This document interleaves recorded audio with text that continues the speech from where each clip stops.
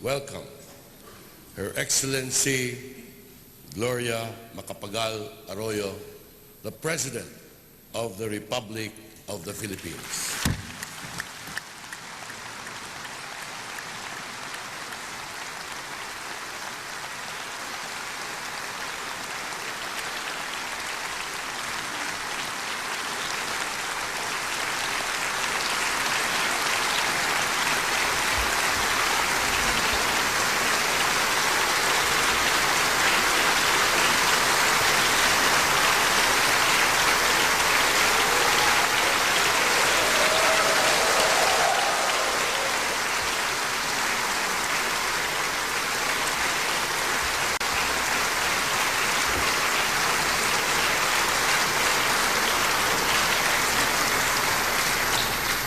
Thank you. Ladies and gentlemen, good afternoon. Before I begin my report to the nation, please join me first in a moment of prayer for President Aquino.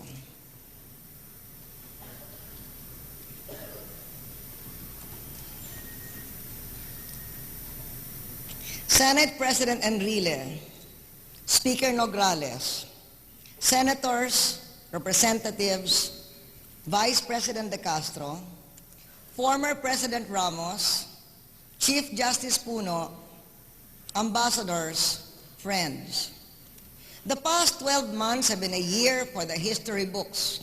Financial meltdown in the West spread throughout the world. Tens of millions lost their jobs. Billions across the globe have been hurt. The poor always harder than the rich. No one was spared. It has affected us already.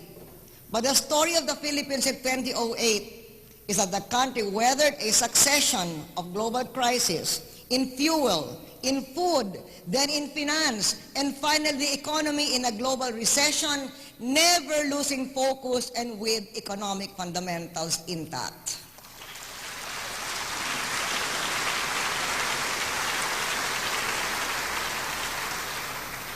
A few days ago, Moody's upgraded our credit rating, citing the resilience of our economy. The state of our nation is a strong economy.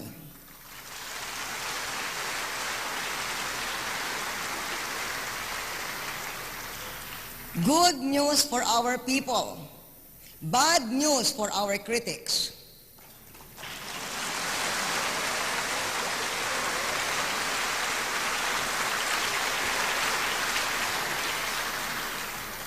I did not become president to be popular. To work, to lead, to protect and preserve our country, our people, that is why I became president.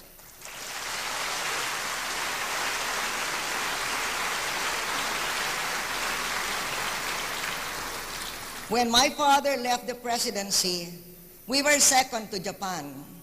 I want our republic to be ready for the first world in 20 years. Towards that vision, we made key reforms. Our economic plan centers on putting people first.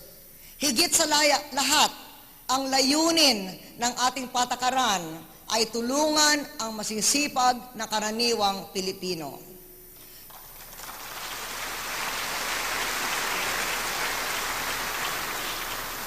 New tax revenues were put in place to help pay for better health care, more roads, a strong education system.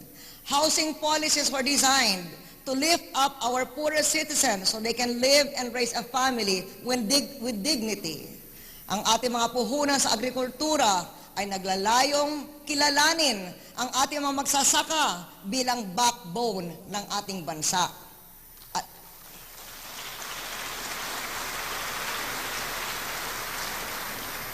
At bigyan sila ng mga modernong kagamitan to feed our nation and feed their own family. Had we listened to the critics of those policies, had we not braced ourselves for the crisis that came, had we taken the easy road much preferred by politicians eyeing elections, this country would be flat on its back.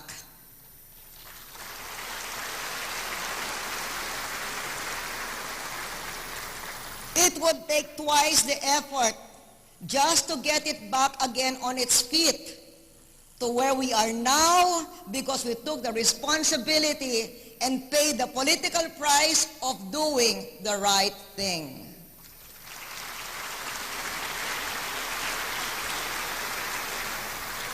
For standing with me and doing the right thing, thank you, Congress.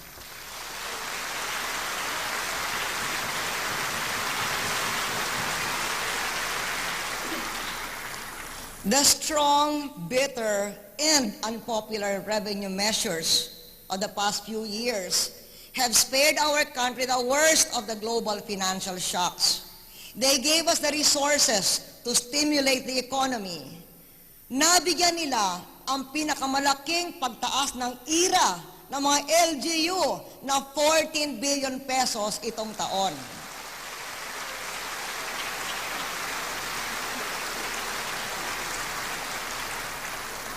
Imparting strength throughout the country and at every level of government.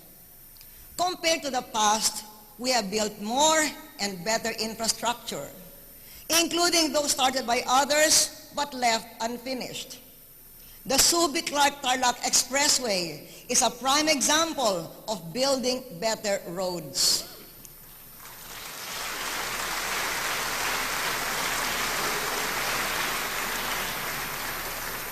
It creates wealth as the flagship of the Subic-Clark Corridor.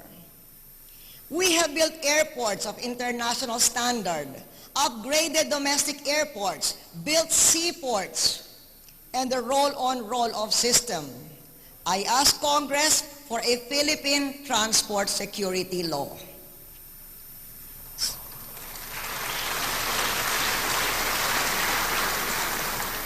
Some say that after the SONA, it will be all politics. Sorry, but there's more work.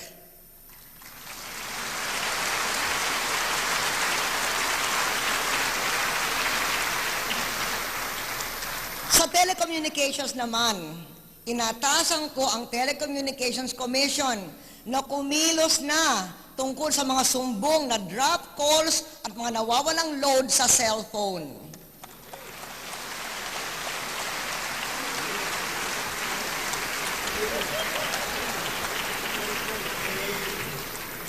We need to amend the Commonwealth-era Public Service Law, and we need to do it now.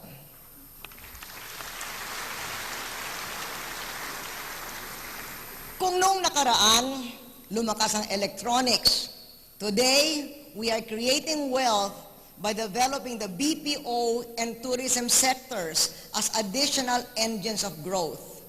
Electronics and other manufactured exports rise and fall in accordance with the state of the world economy. But BPO remains resilient. With earnings of $6 billion and employment of 600,000, the BPO phenomenon speaks eloquently of our competitiveness and productivity.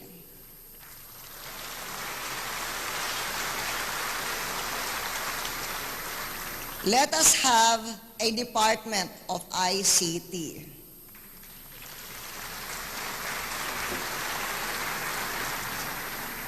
In the last 4 years, tourism almost doubled. It is now a $5 billion industry.